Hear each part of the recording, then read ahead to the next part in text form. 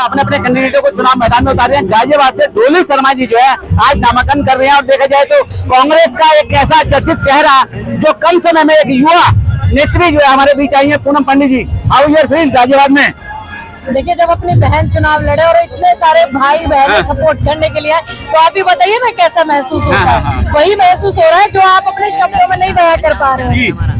क्या लगता है कि जिस तरीके से देखा जाए केंद्र की सरकार ने अपना चाबुक ईडी सीबीआई के जरिए जो है तमाम राजनीतिक पार्टियों में चला रखा है, क्या उससे मुक्ति मिल पाएगी? देखिए, ये जो चुनाव है, ये लोकसभा गाजियाबाद सिर्फ डॉली की जीत नहीं है, ये पूरी लोकसभा चुनाव जो है ये जनता की जीत है, ये संविधान की जीत है, ये लोकतंत्र की जीत है। और उस जीत की जो भागीदारी है वो सभी जनता जो है कर रही है और करना भी चाहिए, क्योंकि जिस तरीके से इन्होंने घोटाला किया है, जिस तरीके से इन्होंने ईडी सीबीआई का गलत तरीके से इस्तेमाल किया है, जिस तरीके से विपक्ष की आवाज को दबाने का जो ये काम कर रहे हैं, उसके मंसूबों पर इनको कामयाब नहीं होने देना है। उसका जरिया हमारे पास अभी आने वाला समय है कि इन चुनाव में हम लोकसभा गाजियाबाद से डॉली शर्मा को जिताएं, फिर हम पूरे देश में ऐसी ही विपक्ष की जितने भी गठबंधन की जो चुनाव लड़ रही पार्टियां हैं, जितने भी कैंडिडेट लड़ रहे हैं, पूरी को एकजुट होकर के सभी को चुनाव लड़ाएं, क्योंकि आने वाले समय में आज ये लोकतंत्र पे भारी है, आज ये जनता पे भारी है, फिर ये देश का नुकसान कर रहे हैं, ये हमारे देश की मिट्टी को नुकसान करेंगे, हमारे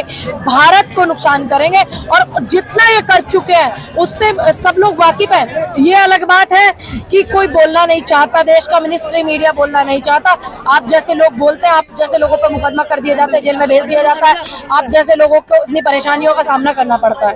क्या लगता है जिस तरीके से भाजपा के कार्यकर्ता, नेता, मंत्री गली मोहल्लों में, गाँव में पिट रहे हैं, उससे क्या लगता है कि जनता परिवर्तन चाहती है? देखिए, अगर जनता परिवर्तन नहीं चाहती तो जनता इनको बुलाती नहीं, इनको बुला के इनके जुत्तों नहीं मारती। जैसे आपने देखी है वीडियो, इनके कपड़े तक उतार लिए जाते हैं। जनता कहीं ना कहीं दुखी है, तभी अपने नेता जिसके ऊपर विश्वास जताते हैं, लोकतंत्र का हिस्सा माना जाता है, तभी अपने नेता को जिसको वो जिता के भेज रहे हैं उन्हीं को पीट रहे हैं ना। बिना जीते हुए को तो पीटा नहीं ना अभी तक।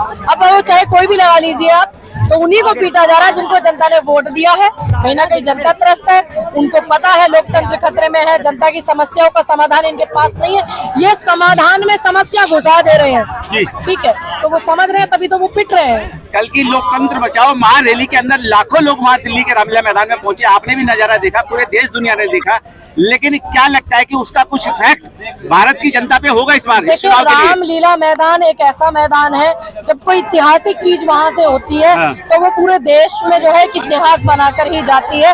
2014 के आसपास में अन्ना भी वहीं बैठे थे। ठीक है, ये अलग बात है कि वो झूठ के लिए बैठे थे।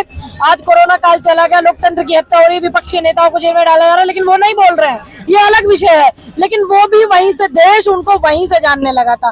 तो ऐसे ही इन्होंने झूठ का जो प्रोपेगेंडा किया वहां से शुरू किया था, और अब हमने जो है इस जनता के लिए किया है, तो हमने भी वहीं से किया है। तो जीत सत्य थोड़ा परेशान होगा, पराजित नहीं होगा। धैर्य रखिए, आपके हौसले बुलंद होने चाहिए, आपकी जीत भी बहुत बुलंदी से ऊपर दिखेगी, ये देश देखेगा। पूनम जी, खुद आप युवा हैं और इस देश के अंदर इस समय 60% जो युवा वोटर है, युवा के लिए भी कुछ मैसेज है आपके पास? देखिए, जिस ओर जवानी चलती है उस ओर जमाना चलता है। ठीक है, तो बड़ा भागीदारी है। हमारे बुजुर्गों ने हमसे मना किया, भाई हम खुद युवा है, 2019 के वोट में मेरे वोट से प्रधानमंत्री बैठे हुए हैं, मैंने वोट दिया है उनको।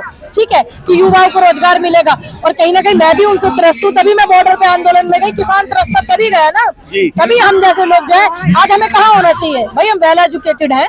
मैंने एमए पॉलिटिकल साइंस ऑनर्स से किया है, मैं एक शूटर रही हूँ, शूटिंग की प्लेयर रही हूँ। आज इतनी कम उम्र में मुझे क्या जरूरत पड़ गई थी कि मैं बॉर्डर पे बैठूं, क्योंकि मुझे किसानों की समस्याएं दिख रही। आज मैं यहाँ क्यों? क्योंकि मुझे यहाँ देश की समस्या, लोकतंत्र की समस्या, महिलाओं की। आप देख रहे हैं, आदेश चौधरी है महिला, और वहाँ के जो जिलाध्यक्ष है मुरादाबाद के, उन्होंने उनको पीटा है बुरी तरीके से, कोई स्टैंड लेने के लिए तैयार नहीं है। एक महिला होने के नाते, बेशक वो भाजपा से है, लेकिन मेरी संवेदना उनके साथ है। आज हम इसीलिए ना, क्योंकि आज हम बेरोजगार है, तब हमें यहाँ आना पड़ा ना। क्या लगता है पूनम जी, इस बार जो है देश की तस्वीर और तकदीर बदलने जा रहा है देश का युवा? बिल्कुल, देखिए, युवा हमेशा 65% 60% युवा की भागीदारी रहती है इस देश के अंदर, और जब भी बदलाव लाएगा वो युवा ही लेकर आएगा। हमारे बुजुर्गों ने मना किया था कि हम इन्हें 70 साल तक नहीं लेके आए हैं, आप बच्चों समझो क्यों नहीं लेकर आए, तब हमने, युवाओं ने उनकी बात नहीं मानी थी। आज हमें समझ आ रहा है कि हमारे बुजुर्ग इनको 70 साल तक क्यों नहीं लेके आए थे। अब हम समझ रहे हैं, अब हम सही दिशा में चलेंगे।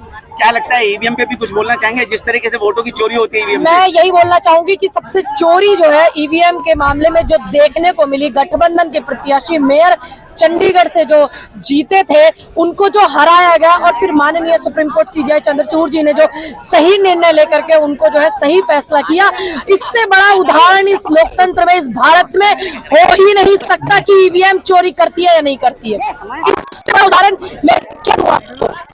आगे चलते चलते देश दुनिया के वोटर जो है हमारे, उनसे कुछ ऐसी मुस्कान भरी अपील कर दीजिए जिससे कि जो है इस बार जो है गठबंधन जो है।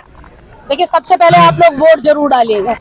आप भारत के नागरिक हैं, पहली आपकी ये जरूरी जिम्मेदारी है। और बाकी इस देश को बदलने में बड़े बड़े जवान युवा फांसी पे झूले थे, जिनका नाम ये याद नहीं करते और न ही ये करना चाहते, उनको हमसे ओझल करना चाहते हैं, उन्हीं की शहादत को नमन करते हुए हमें देश को आगे बढ़ाना है। चलिए ठीक है, धन्यवाद।